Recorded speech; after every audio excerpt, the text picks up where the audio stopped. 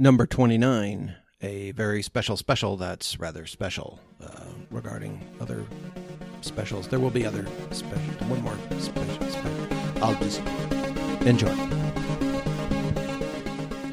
Hello, friends, fans, patrons, followers, audiophiles, and lovers of dystopian alternate reality science fiction fantasy. My name is Michael J. Rigg, and I am the writer, producer, creator of COPPERHEART, but you may also recognize me as Jack Sellers, Man About Tower.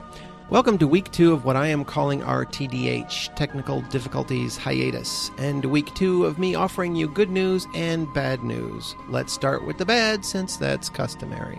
I will be extending the TDH just one more week to make sure all the bugs have been dealt with and that we're fully up and running. I just don't want to rush into anything and be sloppy and give you a crappy show. Sorry for the delays. As most of you are hearing this now, the new computer should be constructed, up and running, and if that's the case, I'd like to take the time to reinstall all the needed software, make sure files are in order on the new drives, test recording and mixing equipment, yada yada yada. And then dive into more COPPERHEART script writing during this break.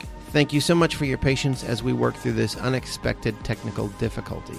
Now for the good news, and at least there's a lot of that. Good news 1, as mentioned, the new computer should be operational. If not, my IT guy Jason is prepared to set me up with a loaner in case of emergency. Either way, after next week, I promise you COPPERHEART will continue until our major cliffhanging break for the holidays in November. Good news 2, for those of you who enjoyed last week's special of our pilot Part 1 commentary track, you'll get to hear Part 2 of the pilot commentary track here in just a few minutes. Good news 3, next week I'll present you with a special that showcases the talents of our amazingly wonderful cast. I continue to be inspired by the talents of my peers and mentors, the creators of audio drama podcasts, and the actors who bring them to life. So next week will be a tribute to them. Next week will also be great for those of you who stumbled across COPPERHEART as one of your first audio dramas and you're curious to know about what other awesome stuff is out there. If you, like me, have a lot to listen to on your RSS reader, Spotify, Apple Podcasts, whatever, feel free to skip on to the next show in your queue. As for the rest of you, sit back, relax, and enjoy Part 2 of the COPPERHEART pilot commentary track. All right, here we go. The audio drama you're about to hear contains mature language and situations. Hey, everybody. I'm Michael J. Rigg, bringing you a part 2 of the commentary for the pilot episode. Excuse me while I turn down my input a little bit. Penarski, go distract Baxter. Penarski, go unclog the toilets. Penarski, go fix the entire relay system. Penarski, go distract Baxter. Oh, come on. You said that one already. When the other things aren't as bad, it bears repeating. And so begins the interactions of Penarski and Looter. No idea, but I thought a nice brisk walk through the complex would give me one. Is it working? Not even a bit. And I think I'm getting a runner's cramp. All right, stop. Penarski, stop. It always works in the movies. The hero is tracked aimlessly by a camera on a track until he thinks of something brilliant. The whole thought of this camera tracking thing came from Star Trek The Next Generation, West Wing, shows like that, where a lot of the talking between characters or exposition would take place on a corridor that you knew was just a loop or just basically something to move on the screen while two people are just talking. They. Don't argue semantics with me, Looter. You'll lose. I studied semantology in college. You studied semen? No idea where that joke came from. Yeah, but you just said... Listen. Do you smell something? No. A Dan Aykroyd, Ghostbusters, 1984. Classic. Tip of the hat to Astral Fogg and his... a coping mechanism. Helps me think.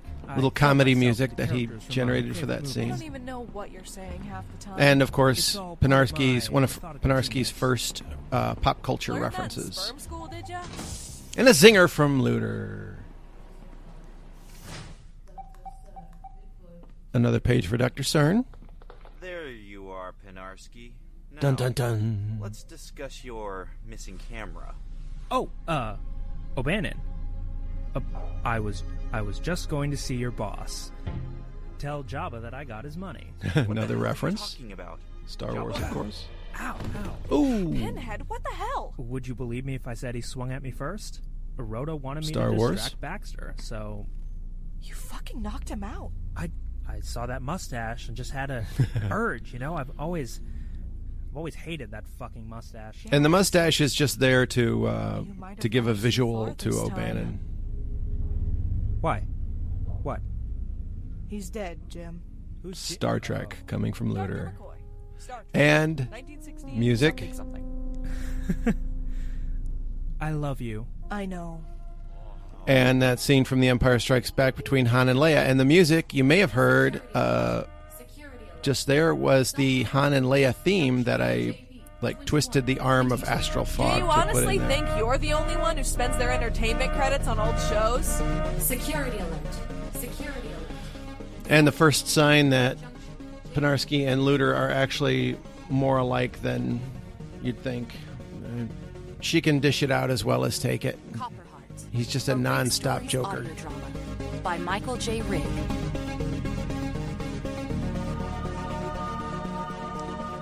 And the opening theme, which my wife has told me countless times is too long. She's like, I thought the show was over. It's like, no, it's kind of... I've always approached Copperheart as kind of visual. And in this, in my mind, I always see scenes of the characters' faces in action or turning toward the camera or something going on with the names of the actors underneath who's portraying them. As for what they look like, that's up to you. If anybody out there has the tiniest artistic bone, please send fan art. I'd love some. You cannot be wrong. It's what you see. And here we go. Is there a field med kit on that rover? No Dr. worries, Albee. Dr. Albee. Bought my own. Jen Avril, Good. Headley Knights, about to engage in And fixing some space How do junk. we get to it without being exposed? The side airlock connects to the rear hatch through that short tunnel. There are suits in the back of the vehicle. No time Director to lose. Let's Rhoda? go, Rhoda. Not so fast. Major Baxter keeps a guard posted outside the motor pool when the radiation levels are nominal. We'll need to get past him. And that guard will be portrayed by Martin Saville in what was going to be his only speaking role in the entire series, but the character of Merrick has actually grown Yeah, you're right. because of my Guard. disdain for ice cream cake. Define big gun? Looks like an M4 carbine. And I'm not sure it's how I wrote it, but I really love how 6.8 Headley has this special edge to round magazine. Pembroke that he's he's a doctor. He's not a man of action. 700 He's, meters, give or take. And of course, there What? Don't give me that look. I'll be I know showing her things. incredible Okay, knowledge so of the guard's weaponry, out which second came from improvement. her Really marriage fast to and makes my job. Major Baxter. That Any has ideas how we get past him? has No not worries. directly I got this, alluded Dr. to in Pembroke. this. Albie, what are you... Don't... I hope she knows what she's doing. I've known Albie a long time. She's got this. Backstory. Hey there, Merrick, right? Yeah? Hey, you're not supposed to be down here. But you know who I am. Yeah, you're Dr. Albee.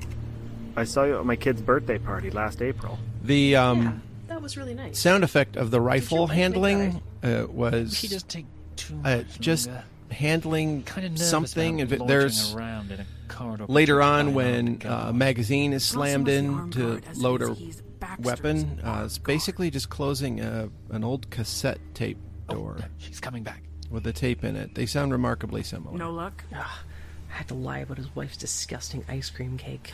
And I made Jen say that because around this time, the cast and I were having an argument. I take the stance of ice cream cake being a blasphemy, that the only cake is cake.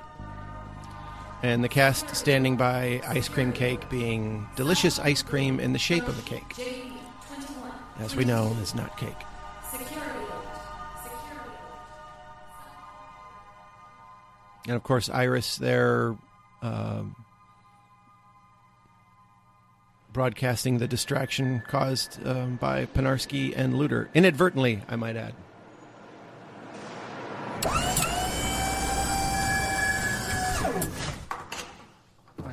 Oh, whoa. This. I love the I call shotgun. I love the audio here of them suiting up in the cramped confines of the back of the rover. Shotgun means.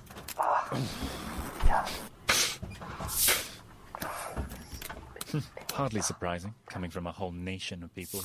Driving the wrong side of the road. That sound change when Dr. Penbrook put his hazmat helmet on, and it like clicked and hissed and his voice changed.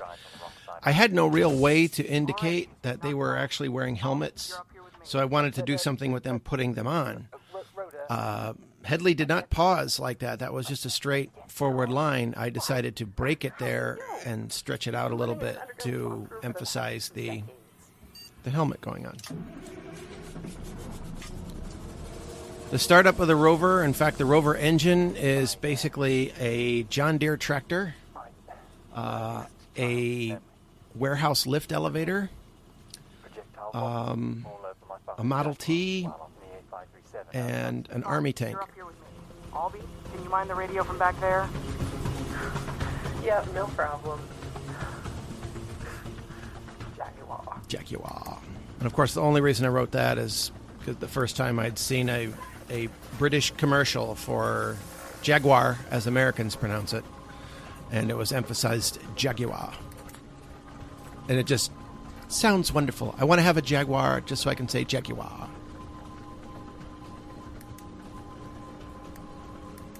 Rover heading out to investigate the ERV, of course, where, as you know, we'll find... In this direction for 0.27 kilometers. Then turn right, 56 degrees. Captain Dunn. I will direct you from there. There was a line missing before Iris there where Rhoda had asked for directions. I don't know if that part had dropped off in the script or maybe Alicia just hadn't seen it, but really didn't matter. Activating Geiger monitor. The Geiger counter is an actual Geiger counter. Not mine, it's canned sound from freesound.org. 1,500 microsieverts. Not bad. Less than your typical mammogram. Yeah, but mammograms don't typically last. And the science you're hearing here is basically the result of me Googling, At present speed, you will arrive at your destination. because I don't know anything. 8 minutes, 37 seconds. Round trip, that's about an hour or so, plus another hour. And another tip of the hat to Astral Fogg for this awesome travel music. Now the first Well, 2-hour mammogram. two parts of the Great way to spend a Sunday afternoon. first two parts. We're shielded and we're wearing suits. It's whoever's crashed that I'm worried about. There is. Sorry, I'm getting caught up in listening to the story. the two parts of the pilot are actually the only times that Astral Fogg composed for the scenes that were going on. After that, he provided various mood loops and things like that that I could arrange myself as I needed. And here comes Jim, played by Arthur Morisi, So I guess I should stay in the car when we get to Grandma's. who you can tell is not wearing a helmet or a hazmat suit. Doing here? Well, like I said, it seems you never have time to talk with me about my future, so... And I may have mentioned this in the last one, but the character of Jim Rhoda was basically I kind of hacked into the system. designed I to know be I'm a sort of smarter than a lot of the so-called adults like that super don't. intelligent kid, like a Wesley Crusher, if you remember Star Trek: The Next Generation. I'm serious, Jim. How could you do this? Why would you do this? I just want... I love the mother-son interaction too. Those two did it so well. And Jen's like, maybe we should wait till we get home, grounded, right? or maybe we should turn around. This is a safety violation, and you're over 18 years of age. Rhoda, we were going to talk everything out tonight, but this stunt has seriously fucked up any chance of that having an outcome you'll find favorable. Rhoda, God damn it. It just, the timing came together so perfectly. This is like How could you endanger one of those yourself moments like where I this? really fell in love with producing this audio drama, because I could see it so clearly. Red as it is. We must press on, Director. Every second counts. Sorry, Mom, but I didn't think... No, you didn't. This conversation is tabled. And then just the sound of the vehicle starting up and continuing on its way. And in your mind, you can just visualize, the crestfallen Jim who is disappointed his mom and it wants to be helpful and have a role at GL51. And maybe Albie glancing over at Rhoda as Rhoda concentrates on the bumpy path to the ERV. The clicking and clacking you're hearing is not buttons being pushed. From the interior sound effects of the rover. That's actually a lunch cart on an airplane. I needed something that kind of gave you the sense of like tools and stuff hanging haphazardly around the interior of the rover and them swinging back and forth as it's traveling across this bumpy path. Worked out pretty well, I think. Then we go back inside. You hear the police radio in the background indicating we're on the security level. And here comes the beautiful singing of Aya Islam as Pinarsky.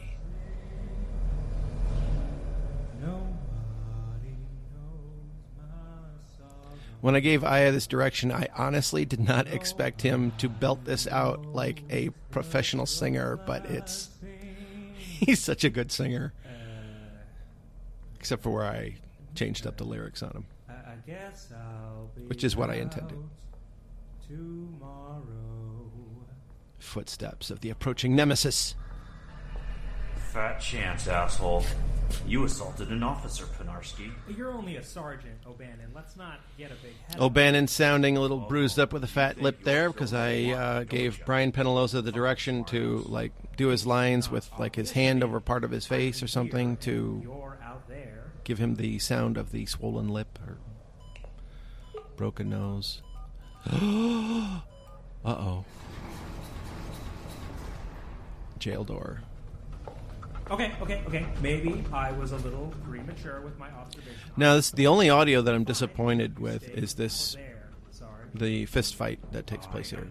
It's just a couple of punches and Pinarsky slides down the wall, but... Can you at least buy me dinner first?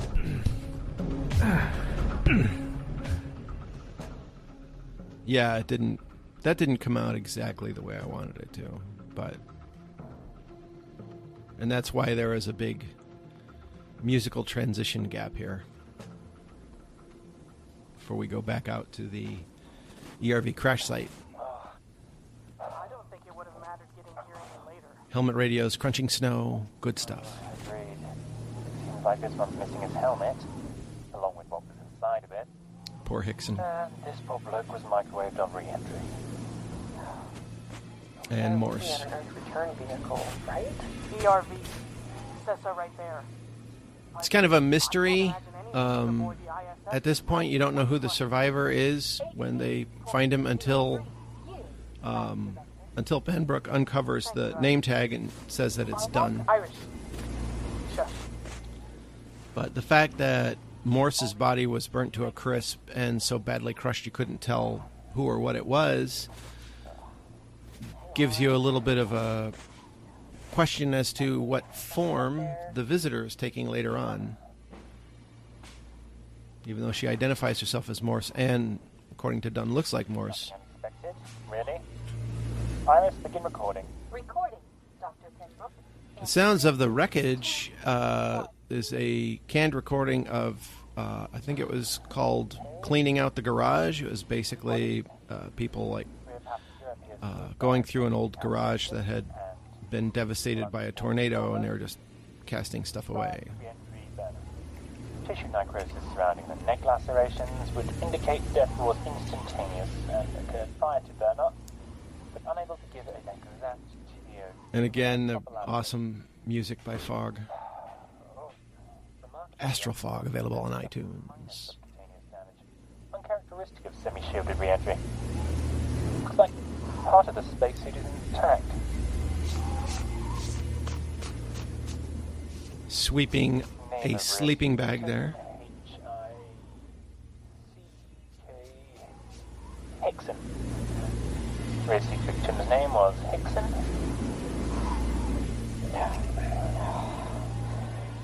What have you got, Rhoda?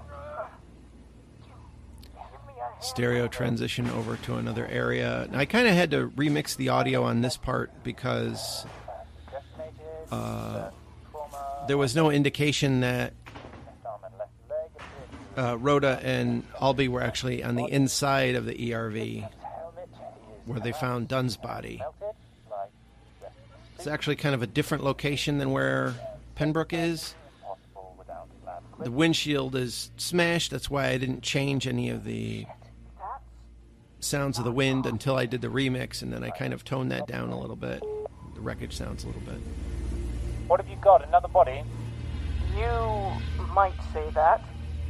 Pembroke, you should see this. Dun, dun, dun. Yeah, he's completely intact. No burns, no trauma. Even his helmet is intact. I'll be there providing the exposition for Pembroke's reaction. This isn't possible. Looks like his arm and both legs are broken, but his suit looks brand new. You're right, this shouldn't be possible. This isn't possible. Because, of course, the visitor swapped out the Dunn of this reality with the Dunn of another reality. So somewhere else is a Dunn who died in the reentry of an ERV. That's in a different ripple, for those of you counting butterflies. Not possible. I'm a surgeon. I assure you, he's breathing. It's a great line. But you're right. He's completely intact, minus some lacerations and broken bones. We have to get him out of here. Agreed, and quickly. Look. Several tears in his suit. There, and there. He'll start freezing and cooking in a matter of moments. Freezing and cooking. My description of nuclear winter. Of course, not having any idea, but it gives you a mental image of a post-apocalyptic landscape fairly clearly. Gray snow, burning radiation.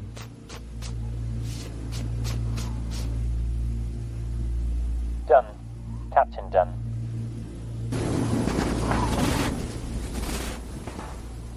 Switch back outside to briefly Rhoda and Albie coming to get and there's Jim using an old 35mm camera to take pictures because the sound is a camera and it's very recognizable. There might be something different that they would be using,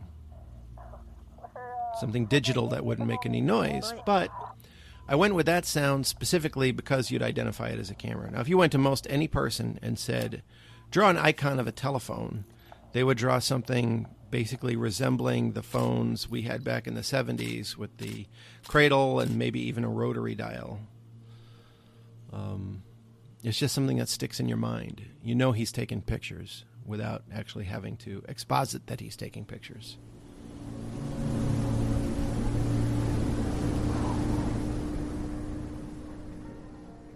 Transition of time with the beautiful music, and then the big garage doors opening as the rover returns home with its human cargo. And yes, this scene is kind of a nod to Alien, a movie that I constantly refer to in this, where they are returning home with an unconscious person. Like in Alien, it was Kane, and he had an organism attached to his face, and there was the whole argument about bringing him in. I actually thought about that kind of a quarantine scene for this. Instead decided, no, Baxter's got wind of what the hell was going on, and he is pissed. So he shows up with his armed cadre of Simcoe and O'Bannon. Sergeant O'Bannon, report to vehicle housing. Sergeant O'Bannon. And there's that clip was a transition from the garage to the interior. Shall we? After you, Major Baxter. Merrick, taser ready. Yes, sir. I like the music here. And of course the police radio, which should become a staple of any time any security personnel are in an action scene in Copperheart, you'll hear that radio. And if you listen closely, they're talking about domestic issues or gang activity. Dr. Ellen Rhoda, you are under arrest for the violation of the USRB Safety Process Code. When I wrote that line, there was no safety process code. That just sounded cool. I figured I'd fill it in later if I needed to. Used against you in a formal tribunal. Do you understand these rights as I have given Major them Baxter, to you? you can't do that. Ma, don't let him do this. Major, please. You cannot arrest the installation director. You can't. Mother and son being pulled apart. Rhoda? Take care of Jim, Holby. Nice pause. I won't be tied up for long. And no matter what, Rhoda is See to our always new patient. very strong and centered. She knows this isn't going to be a permanent thing. Sir. And Baxter is quite simply... It's Dr. Cern again. What the hell is going on? No, don't. Jim, look at me. And at this point, Jim, Don't. actually more of a son worried for his mom better than listen a to boy genius. Little man. Chances are she's going to be your new mommy for a long, long while. I love Jared's delivery. as This Baxter. isn't good. Calm down. Iris, get a stretcher team from the ER to assist Dr. Pembroke. Medical alert paged, Dr. Albee. Jim. But Doc. Promise me. I can Sarah get my mom Ruth back. Thomas as She won't Iris, spend more of than course, 10 minutes down there. who started We've off done as far just a worse than computer Sal voice Baxter. here and there, Promise me grew you'll into be a huge character, Do I have a choice? Not really. as you're hearing No, now. Stay here and help Dr. Pembroke with our new guest. And there's I'm more to going get come. your mom back. Don't worry about it, James. There's no way your mother can be impeached. Not even from this. And the hierarchy puts Dr. Albee in charge, and me. Oh, dear. Dear, that's right. It puts me on the senior council. Now, Dr. Pembroke is a brilliant surgeon, but he can be clueless. That comes from my own experience as a marketing director for a pain management company where doctors came to me to put batteries in their pagers because they didn't know how it worked. Sorry, Dr. Pembroke. I gotta get my mom back. Brilliant doctors, brilliant surgeons, but day-to-day stuff. Check out the flag. On the camera. What? Look at the stripes. Look at the flag. What am I looking for? What? The wing of the ER? Dr. Albee, report to the main lab. Wait, what the? Dr. One, Albee, two, report to the main lab. That's 16 stripes.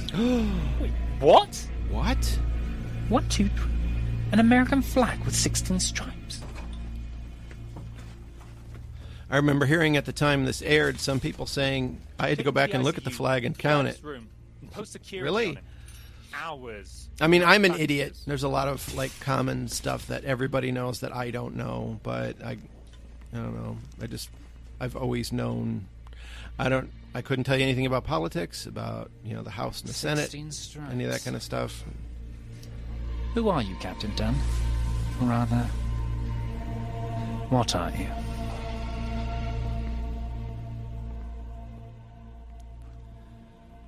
Yeah, I know how many stars and stripes. When I was a kid, I had a whole thing about flags.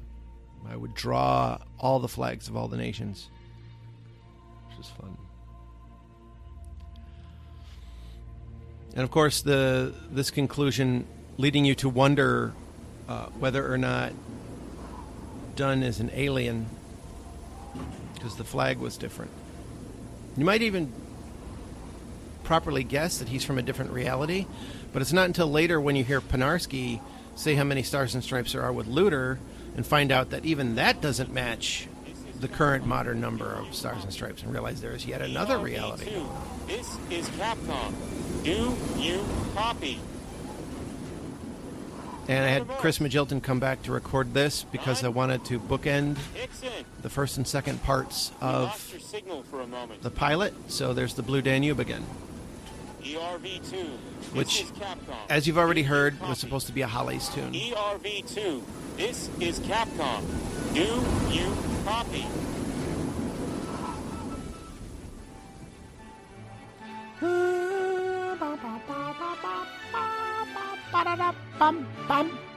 Beautiful. And there you go. That's Aya Islam as Panarsky. Credits. Haley C. McCarthy as Looter. I'm shutting up. Brian Penaloza as O'Bannon. These people are brilliant. Sarah Ruth Thomas as Iris. I love them all. Alicia Atkins as Director Rhoda. All of them. Jen Avril as Dr. Albie. Fantastic. Eddie Knights as Dr. Pembroke. Martin Saville as Private Merrick.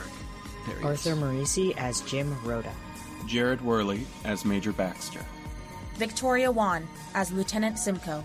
Marina Sandoval as the Communications Officer. And Marina... Chris Magilton as Capcom. And Marina later becomes known as DaCosta when she's given a name because she shows up in Horner's bar. Well, I hope you enjoyed this. I mean, there wasn't a lot to it because actually the first I've listened to it in a long time, so I stuttered my way through it and didn't say a whole lot because I'm listening to it and I'm like, oh yeah. But